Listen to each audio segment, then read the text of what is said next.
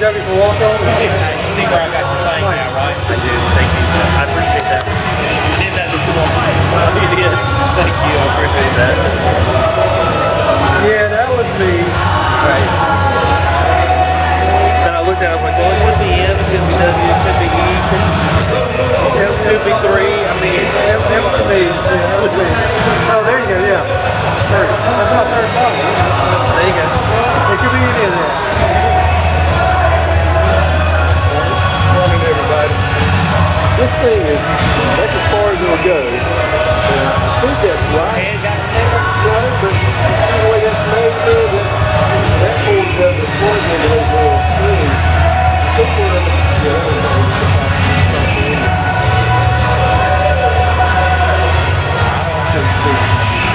Is that another one there? I'm not good. How's everybody doing this morning? Isn't it good to be in the house of the Lord this morning?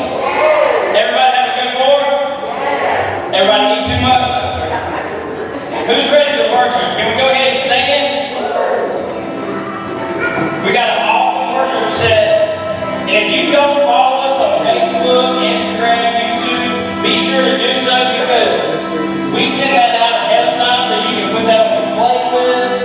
And you can just go ahead and start preparing your heart for this morning. So I'm excited to see what God is going to do today in our Overwhelmed series. If you're new with us, we're kicking off the Overwhelmed series talking about mental health. And so we know God's just going to do incredible things for that. So can we just give God some praise this morning?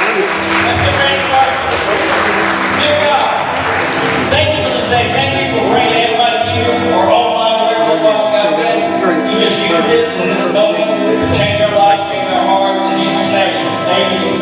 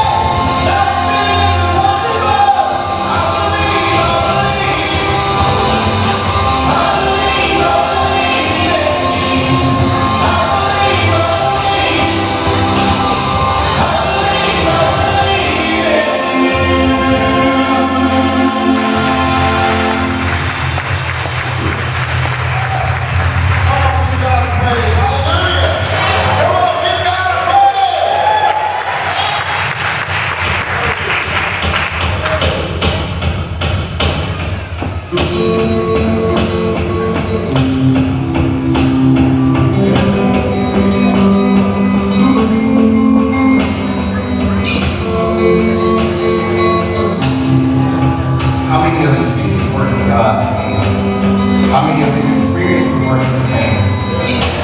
How many of you believe, even when you're going through something, that he can take you out of it? There's always a blessing in a blessing.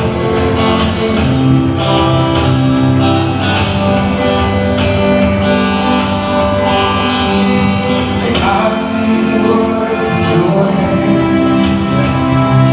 Galaxies spinning in a heavenly dance around. All that you are is so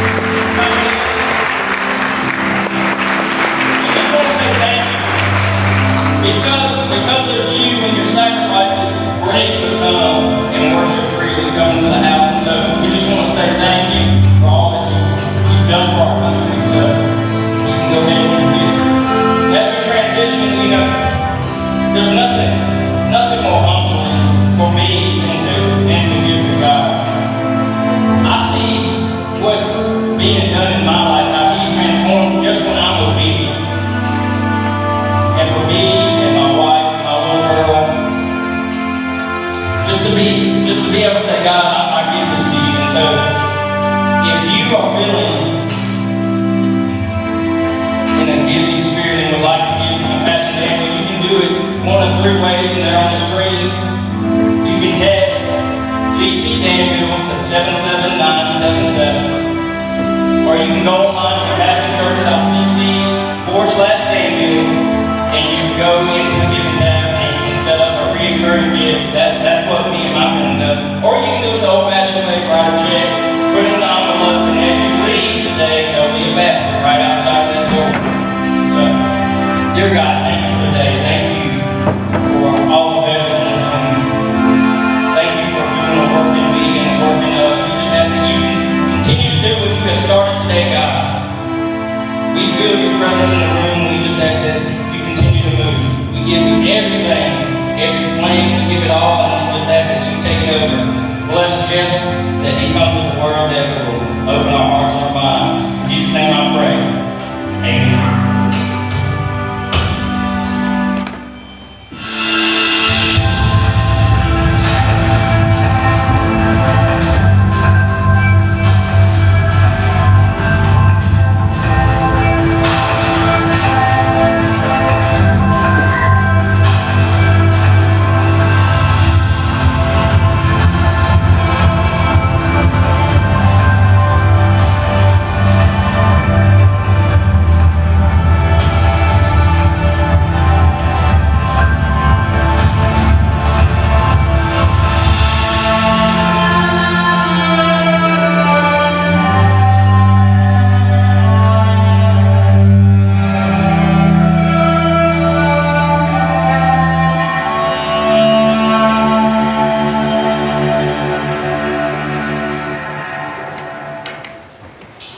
Wow, what a great video, man. Is that not what it feels like sometimes when you are completely overwhelmed? As if you're walking out on the end of a pier. Can't see the end of it. Clouds, mist, fog, vague. Don't know what's coming next. That's what it feels like. And many of us in this room this morning either are in a season where we are experiencing being overwhelmed, or we have been there, or you may not know it yet, but it may be coming to you soon. And so that's where we're going in these next few weeks. Speaking of overwhelmed, man, I appreciate all of you who have been asking about Jackie, how she's doing. Y'all know my wife, Jackie, had a little freak accident earlier in the week and broke a bone in her foot, and she's really struggling with that. So I appreciate your prayers. She's a little bit overwhelmed right now with not being able to get up and go. Those of y'all who know Jackie, man, being still is not her spiritual gift. Come on, somebody. You know what I'm talking about.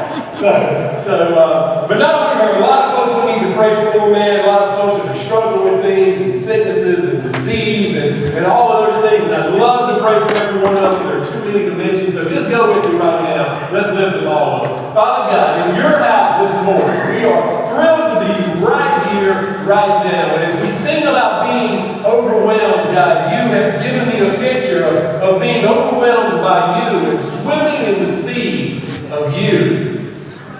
Lord, as we assemble ourselves in this place, in your presence, we just ask Jesus that you let us feel you. Help us to sense you, God. Help us to know that we're not alone, that you're with us here. You're with us in the struggle, that you're working ahead of us. We need you this morning. In Jesus' name I pray.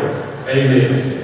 All right, so I want to talk to you today. Very simple title of this message. It's called I Am Overwhelmed. Let me see your hand if you've ever in your life really felt like you have been overwhelmed. Right. Well, what does that even mean, man, to be overwhelmed? To be overwhelmed. I looked it up in the dictionary just to kind of see what the dictionary says. And it says overwhelmed is to bury or drown beneath a huge mass. To bury or drown beneath a huge mass.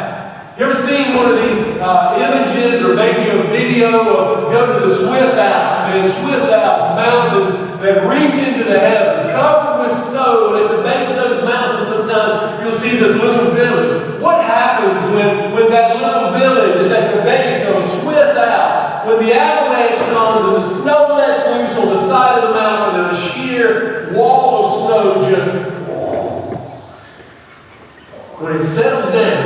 that town has been overwhelmed by the snow that buries it. Sometimes in your life, that's what it feels like. It feels like the weight of everything that's piled up against you has just buried you.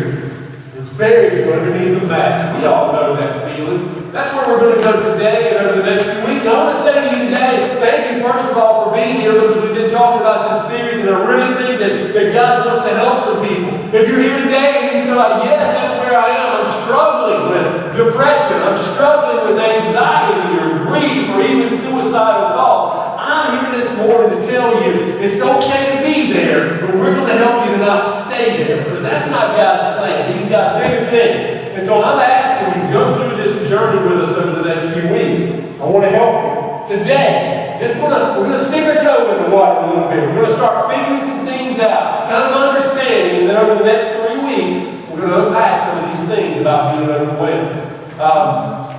Remember the show Fear Factor? Did anybody ever watch Fear Factor? And you don't mind admitting, right? I mean, eating bugs and all that kind of stuff, right? Fear Factor was awesome. Made me want to throw up every time I saw it. In an awesome kind of way, you know what I mean? Right? I remember watching Fear Factor one time, and they brought the contestants out. There were 3 contestants, and as they brought them out, there was this tube thing that was laying down flat like this, and the challenge was that we're going to put you into the tube, and whoever can stay in the tube longest is going to be the winner of that event. But the catch to the challenge was that this tube was kind of a cylinder, so if it went around your body, you just barely fit inside of the thing. And oh yeah, by the way, did I remember to tell you that when you go into the tube, you've got a little button. When you click the button, that tube, vacuum actuated, fills with water.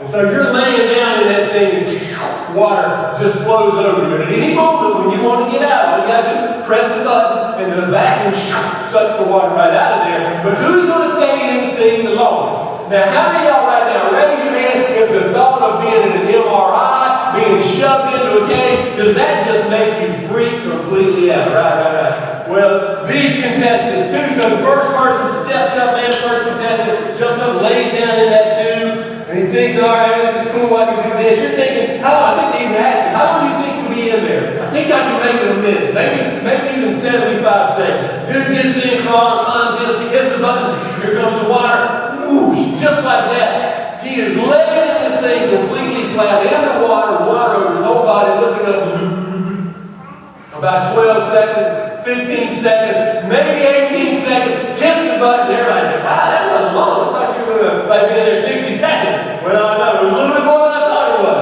Next contestant pops up, lays down in the thing. How long do you think you can go? Oh, he only did 12 seconds. I think I can do maybe a minute and a half. Lays down there, hits that button, that water comes up, like 4 seconds in. What happened? Everything that I said when I was out there, outside of the tube, it all went out the window, and I'm laying down, and the water comes, and the oxygen's gone, and the fear is screaming, and that's what it's like to be overwhelmed. The oxygen gets sucked out of you, and the fear is screaming, and your body tightens up, and hope is like a bird that's flying away, and you don't know how you're going to make it. Well, these last 3 months, since COVID has shown up, seems to have been some of the most fearful times. People have been overwhelmed. I've heard that word probably more than I ever have in my life. I'm overwhelmed, right? We hear this everywhere we go, but it's so much bigger than just COVID. This is a condition that we all struggle with. And so what do you do with that? And I just want to start this series by saying this today. If you're a person who struggles with depression, anxiety, all of these things, but you hear church people, let's say church people say, well, you just had enough faith. How many of y'all know this is not about having more faith, right? I mean, I can take you to my little Bible and we can pick up character after character, person after person who did amazing things in God's kingdom, but they were completely overwhelmed. They had plenty of faith, but they still had to go through some things. Yes, faith is a factor. Yes, faith is a component of it, but it's not all there is. If you go to the other side of the spectrum, the other side of the equation, there are people who would say, well, you just need to adjust your medication. What are you taking? Can we get you something for that? I would also say to you that medicine is not the 100% answer. Now hang on, before you start throwing rocks at me, just listen to what I'm saying. I'm not saying don't take the medicine. I mean, you wouldn't say to a diabetic whose body's not producing insulin, well, if you just had enough faith, you wouldn't have to take that shot every day, right? Well, in a lot of cases, bodies are not producing things that need to be produced to deal with a lot of stuff. Take the medicine. But it's not the only answer. It's all of these things combined. And the problem is not a cookie cutter problem, your problem. It's going to present itself differently than mine. It's all very unique. And I also want to say to you this morning, I don't know who this is for, but if you're in that place, you're thinking, man, I just don't see a way that this gets any better. Let me just say to you this morning, let me just speak a little life over you, speak a little hope over you. Your situation is not hopeless. Come on, somebody say amen right there. Say it again, say amen. That means let it be that we do not be hopeless. Well, so I don't claim to have the answer, the key is going to unlock whatever your issue is. But I do think I can help you to step into, let's call it a multifaceted strategy, okay? So what we want to do today is I'm not just going to say to you, well, just pray, Lord, just cry out, and we know Jesus is the chain breaker. That's all true. That's all true. But there's a lot of things that can work together. So how about if we go into this today with a multifaceted strategy where yes, we're going to pray, we're going to increase our faith, but we're also going to see what resources are available to us in our community that we can go to. What about if we develop some of our core community, like maybe we've got some people that are struggling with a certain kind of darkness. Could we put together a group of people who could help each other? What if we put together some small groups of people who would say, I just need to talk with some people. I'm lonely, I'm isolated, I need some friends in my life. Now, let me just say this to you, church. Right here, when I say what I just said to y'all hear me, but you're not hearing me.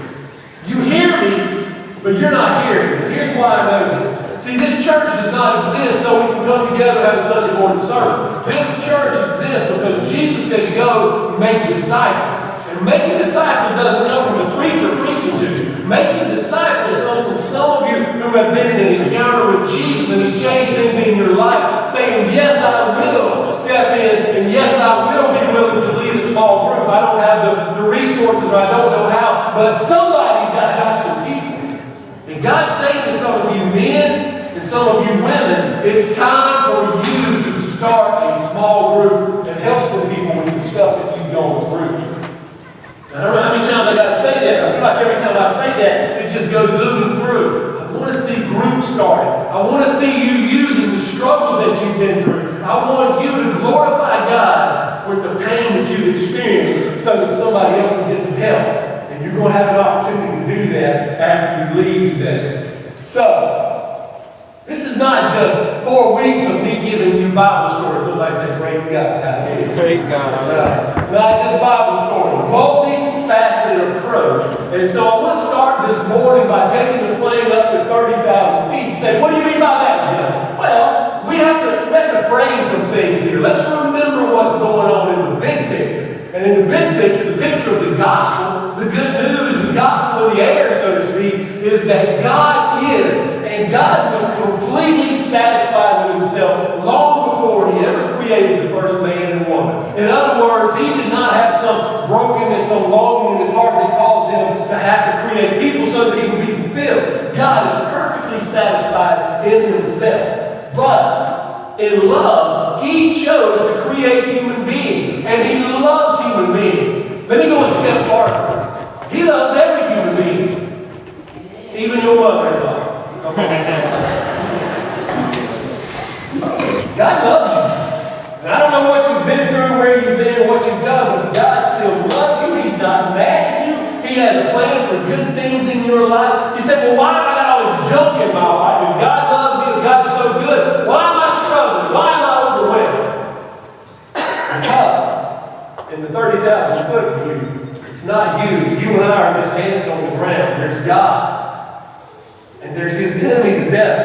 And God's already won. But in this time, evil reigns on this world. God has allowed the enemy to come and go, to and fro, it says, over the face of the earth. And he moves around. And he still causes trouble. And a lot of the trouble that's in your your life. Some of that may be because of things you've done. You may have made decisions that brought this into your life. Some of it just may be the enemy trying to get you to turn your back on God. But God loves you, and He takes all of our messes, and if we'll allow Him, He turns it around and gets us going back to Him, uses that mess to help us and to bless other people. That's the 30,000 foot view. We're in a world that is, how else can I say it? It's broken, man. In the grand scheme, Almighty God loves you. He knows you. And He has an awesome plan to use your life. Even this season of your life that is so hard. So, one of the ways that He can lead you, one of the ways that the enemy can lead you away from being used by God is to isolate you and create this thought pattern inside of you that says, man, nobody else has to deal with what I'm dealing with. If anybody else had to walk my road, it would crush them. He gets you isolated, but here's the first thing. If you're taking notes, I want you to write this down. Here's where we're going. Being overwhelmed is part of the human condition. Being overwhelmed is part of the human condition. What do I mean by the human condition? Well, as best as I can tell, every one of y'all were born. Right? Some of y'all say I was married to somebody in another life that might have been hatched, but that's another story. Whatever. We were all born. We're all going to die, right? We're all going to die. There are emotions. We have joy. We have sorrow. We have sadness. And part of being human is to be overwhelmed. And if you're overwhelmed, I want you to know this morning that you're not alone. Everybody goes through being overwhelmed. And one of the beautiful things about the gospel is that in our Almighty God's great love for you, He stepped out of heaven into this world. God became a man named Jesus. And being Jesus, He experienced the things that you and I experience. And one of those things that Jesus Himself experienced is, guess what?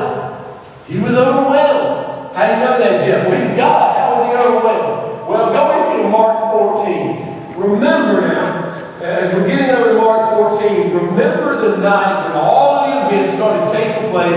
That so Jesus calls His guys into the upper room. They have the Last Supper. They leave there to go to the Garden of Gethsemane. And at the Garden of Gethsemane, pick up with me right here. Verse 2 says they went to a place called Gethsemane. Stop right there. Because this is worth noting. Gethsemane, that word, you know what that means? It's an olive press.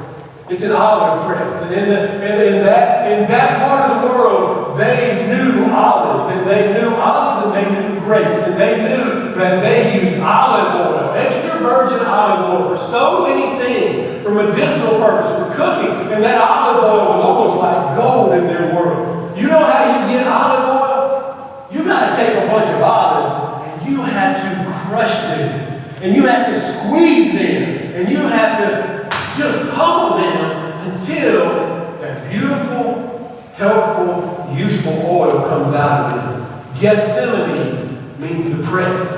The place where the olives, the grapes, are pressed and crushed. And Jesus was going to Gethsemane, where He would be pressed and crushed. They went to a place called Gethsemane. Jesus said to His disciples, sit here while I pray. He took Peter, James, and John along with Him, and don't miss this. He began to be deeply distressed and troubled. He began to be deeply distressed and troubled. And Jesus says in verse 34, my soul is overwhelmed with sorrow to the point of death. He said to them, stay here, keep watch.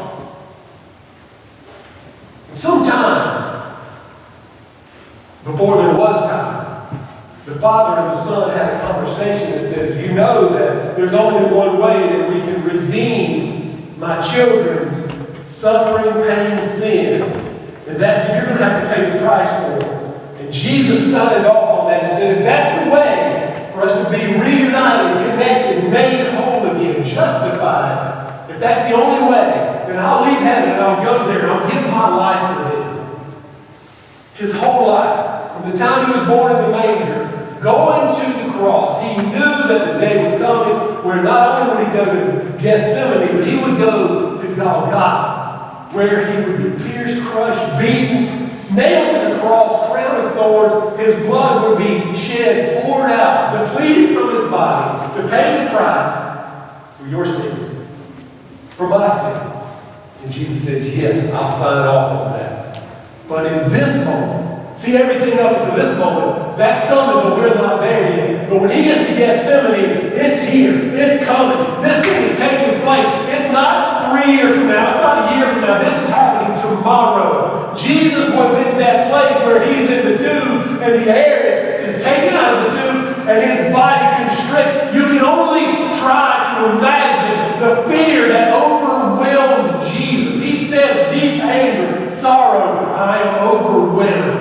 This thing is going to happen. You ever been there?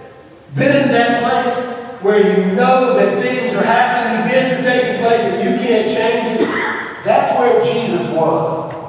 So what do you do? Well, the good thing is we don't have to ask, what would Jesus do? Here's the WWJD point. We don't have to ask, what would Jesus do? Because we can see what Jesus did. Next verse 35. See, Jesus, before I read this, let me just remind you, what did they call Jesus? Rabbi. What does rabbi mean? Teacher.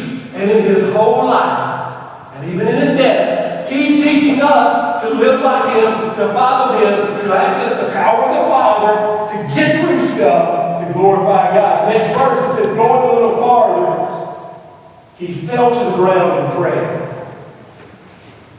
Overwhelmed, my soul is distressed. I fall to the ground and pray.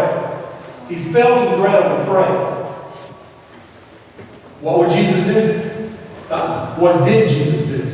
He fell to the ground and he prayed. He didn't just pray, bless this food, bless this meat. He prayed if possible the hour might pass from him. Abba means daddy, close, term of endearment. Father, he said, everything is possible for you. Take this cup from me. But yet, not what I will, but what you will. You see, we transition to this good place there. Jesus knows what's coming. It's been coming since before time was created. You're going to that cross. Jesus would say, yes, I am going to that cross. But now it's here. He fell to the ground and prayed. Well, maybe you're saying, Jeff, I've been praying. And I bet every one of you who is here today, who has felt like you're overwhelmed, if I sat across the table with you with a cup of coffee, and I say, are you praying about this? You would look at me and say, Jeff, I've been praying. But it doesn't seem like it's changing anything. There's praying. Come on now. And then there's praying. Jesus prayed. And the difference in praying and the kind of praying Jesus did was sometimes we want to pray and say, God, I'm right here in the center, and you're out here beneath me, and here's what I want to see happen. And so, God, I'm going to need you to fix this thing for me. That's how I pray. Jesus says, God, Father, Daddy, everything is possible in you. You can take it away. He says, but if you don't choose to, then your will be done. Simple question for you right now.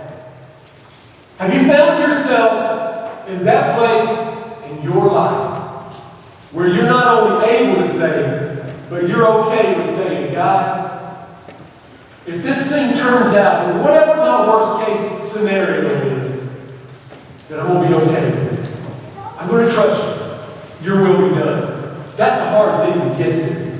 That's where Jesus was. You know, Jesus was still frightened. Jesus was still intimidated, scared to death. But you know what Jesus did?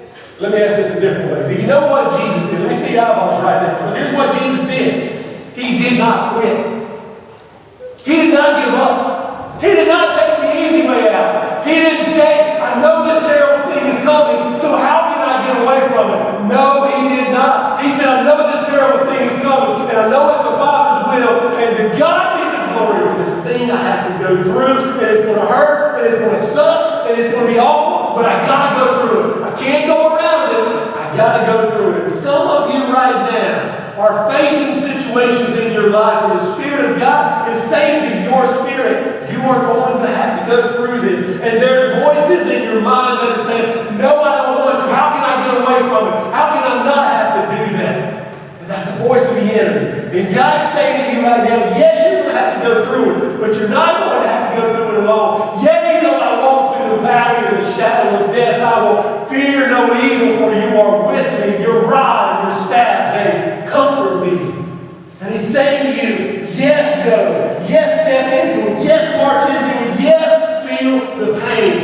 Experience what you have to experience. But you're not alone. I got you. That's what Jesus said. And that's what Jesus did. Jesus prayed, God, take the cup away. And what I want you to get from that is it's not wrong. It's okay for you to get in your car and scream and cry and yell and say, God, this isn't fair. God, I don't like this. God, I don't want to go through this. Tell him those things. Because Jesus did. Jesus prayed, God, take the cup away. But then what else did Jesus do? He also prayed, God, your will be done. He got to the place where he knew that praying for it to be taken away was fruitless. It's going to happen. Pray, God, your will be done. If I can encourage you to do one thing this morning, as you go through whatever you're going through, get yourself in a place where you surrender. God's in the center, and your will be done. It will go better for you. Well, here's what I love, man. Being overwhelmed can drag me into dark places. It just can't. Look at Psalm 143. We'll read you a few verses from Psalm 143 this morning. I'm reading this out of the Message. And I always want to say this when I read the Message. I like reading the Message, but just realize, let me just give a little disclaimer, that when we read from the Message, it is a paraphrase. It's not a word-for-word translation of Scripture. Other translations are real translations. The Message it doesn't try to be a translation, it's a paraphrase. And what it does is it takes a version like the ESV or NIV or any of those and puts it in a language that kind of brings it to life. So this is a translation from the Message of what Psalm 143, being overwhelmed can drag me into dark places. David knew about dark places. Go to Psalm 143. It says, the enemy hunted me down. He kicked me. He stomped me within an inch of my life. Before you pass by that, think about that. How would it feel not just to be kicked, not just to be stomped on, but you're down and you can't get up and you're broken and you're bleeding and you're gasping for air and your enemy is still kicking you, and if somebody doesn't get him off of you, he's going to kill you. What David says this feels like. He put me in a black hole, burying me like a corpse in that dungeon. I sat there in despair, my spirit draining away, my heart heavy like lead. You ever feel like that? Like you're down in that dark pit? Like sometimes when I talk with people who are struggling in that place, there's this feeling that there's this wet, heavy fog that's just settled down on them. They're in a deep, dark pit, and they don't know how to get out of it. If I can be transparent with you, I know that feeling. I know that feeling. 2014, a lot of you guys know that story from 2014. A lot of y'all walked through that with me. In October of 2014, my first wife suddenly, like that, passed away.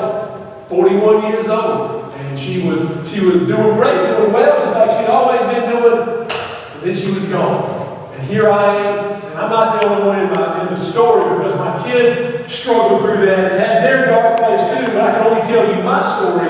But my side of the story is I was 45 years old, and now I've got two kids who are like 16 and 14, and two more at that point that were like 9 and 5. And all of a sudden, I go from life as I knew it to a widowed dad with 4 kids. What am I doing? Thought I knew what life looked like. Where am I going? How am I going to get through this? That's where I was. It seemed like disaster. It seemed like everything was broken. It seemed like nothing could ever be good again. It seemed like someone had turned out the lights and it was a deep, dark place.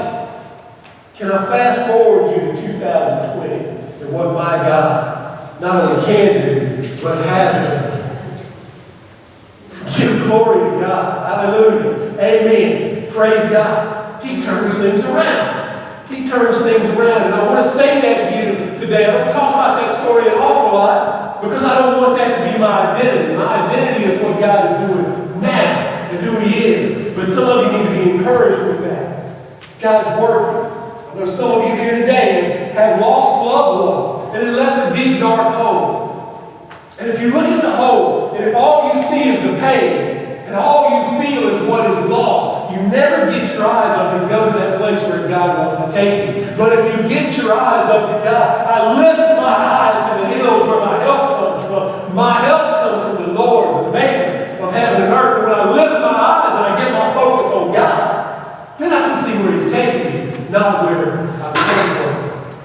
not where I've come from. Being overwhelmed can take us to dark places, but how can I get out? And that's the question you're asking this morning. How can I get out? Well, finish those next verses of that psalm. He's talking about how deep and dark and down he is. Look at verses 5 through 7 now. He says, I remember the old days, went over all you've done, pondered the ways you've worked. I stretched out my hand to you, as thirsty for you as the desert, thirsty for rain. Hurry with your answer, God. I'm nearly at the end of my road. Don't turn away. Don't ignore me. That would be certain death. How do I get out? Well, the psalmist, David, knew how to get out. He had to put his hope in God. He couldn't get out on his own. If you've ever been in a place where you look around at 360 degrees, there's no way for you to get out. You got to look up, and you got to look for a Savior. And a Savior does not just save us from our sin. A Savior saves us from our situation. And He pulls us out, He puts our feet on solid ground, and He marches us into new seasons in our life. How can I get out? Two things. I can trust God to do what He will. I can trust God to do what He will. I can pray like Jesus did. God, this is terrible. God, this is awful. God, I don't want to be here, but not my will, but yours be done. Trust God. Let go. Quit fighting. Quit fighting. Quit fighting, trying to figure out how to get out of this mess that you got to go through. Give up and say, God, I'm giving up my fight and I'm holding on to your plan. I'm not saying give up. Don't misunderstand what I'm saying. I'm saying quit trying to figure out how to do it on your own and let God show you the way. When you surrender and submit yourself to Him. And the second thing, first thing is I can trust God to do what He will. The second thing is I can take action to do what I can. Well, the enemy wants to isolate you. The enemy wants to isolate you. Don't let it. Like I've got lots of friends who have been through lots of seasons, and I've got friends who have told me that groups like Celebrate Recovery, AA, NA, Al-Anon, these groups have been very helpful, even on Lifeline for some folks. I would say even this morning, not to say that this is your issue, but if your struggle is an addiction issue, then we have friends at Hope Center Ministries who would love to get to know you, love to help you, or would take you through a process of helping you to go from lost and hopeless to having purpose, having direction in your life. We also have connections with local agencies. Everything's not about the church. There are government agencies right here in our city that exist to help you, and your taxpayer dollars are paying for those resources, man. The other thing, as I said earlier, we would love to connect with you in a small group. Discipleship takes place when we get life on life, not just some talking head on a stage preaching it to you, but when you start sharing your story together, talking about your struggles, helping one another, man.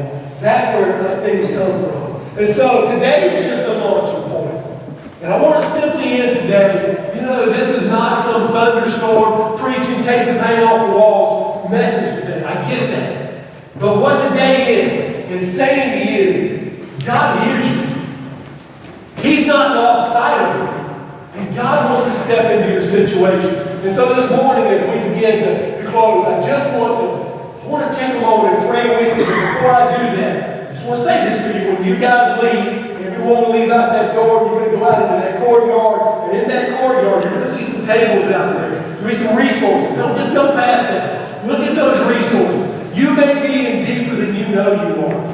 You may be in a desperate place, and this week could be the week that you go from feeling overwhelmed to being overwhelmed. And I need you to know that there is hope. I need you to know that there is help. I need you to know that you're not alone, that there is connection, that there's people who want to help you, and God knows you and He loves you. Don't leave here today in a deep, dark, desperate place and go into another week where you have no answers. We're going to do everything we can, even past this series, and try to help you.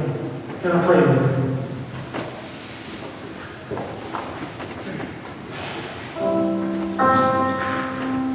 Jesus. The name above all names. In your name, there is power. So we say it again, Jesus. For the weak, Jesus.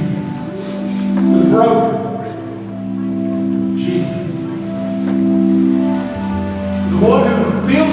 have no hope. Jesus. The one struggling with a long history of depression. Jesus, in your name, the sun rises. Jesus, you spoke and all creation came into existence. Jesus.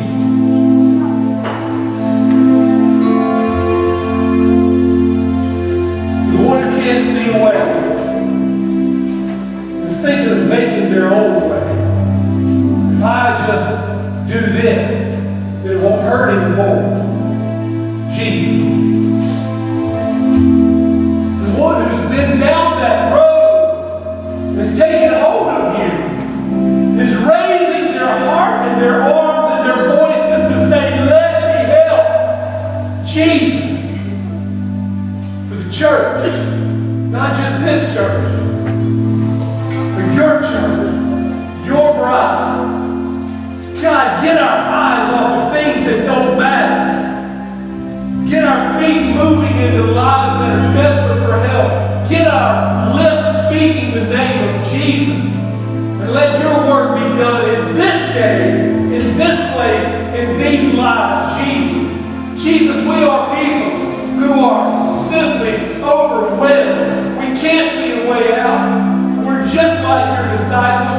We know you're in the boat, but we don't know how to conjure up the faith to tell the wind and the wave and the storm to shut up, sit down, and be quiet. And we need you. And we're saying to you today, Jesus, we're casting everything we have onto you. We need you this morning. Jesus.